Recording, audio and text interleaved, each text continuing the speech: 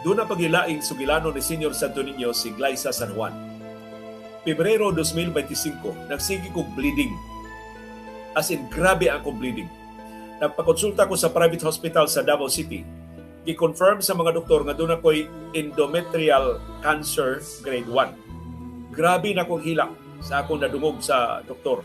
Stress kay ko, na-depressed ko sa akong pagkahibaw sa akong sakit. Di ko makatarong og kaon, di na ko makatug. Siko gunahuna nga doon na ako'y cancer. Ug ang procedure, kinatangtangon ang mattress. Di na ko makaanak. Nagpadayon gyapon ko sa akong trabaho kada adlaw. Bisag dili maayo ang akong kahintang sa panglawas. Permi na lang ko mga muyo sa imahe ni Senior Santo Niño na akong gibutang sa among altar sa bahay. Maghilak ko nga mangayo siyang tabang, hatagan ko niya og taas pang kinabuhi. Ug hatagan ko niya og financial na magamit sa gastuhan sa akong pagsigi pagpadoktor.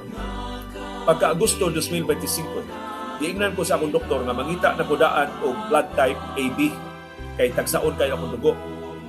Lisod ko sa chapel sa ospital, nag-ampo nga unta makakita mi og blood type AB na dugo. Pagkaingon jud ko nga naa jud Ginoo nga kanunay nagtabang sa akong kinabuhi. Kay kadto jung adlaw, pag adto na ko sa blood bank, dunay duha ka bags sa type AB positive sa laboratory. O giingnan ko sa in charge na i-cross matching pa nila. Pero gi-reserve na nila ang dugo para nako. Daghan na mo kuno kay pasyente nga nagkinahanglan. Pero naimtan jud og tunok kay dili nami maglisod pang pangita og dugo. Agosto 12, 2025 gioperahan ko og TAB-HSO, total abdominal hysterectomy with bilateral salpingo-thorectomy. Removal sa akong uterus, cervix, fallopian tube ug ovaries. Successful ang akong surgery, pero niabot og 7 hours ko sa operating room. Kung sa panabang sa Ginoo na kaya ra jud sa akong lawas. Dako ang kalipay kay ang dugo nga akong gipa-reserve wa sa magamit. Wa ko giabonohan og dugo kay taas akong hemoglobin. Nakahilak gyud ko sa kalipay. Grateful kay ko sa Batang Hesus. Kay all throughout my journey, i-guide gyud ko niya sa mga finances, wa ko mabug-ati kay nakapangay kong tabang sa mga government agencies.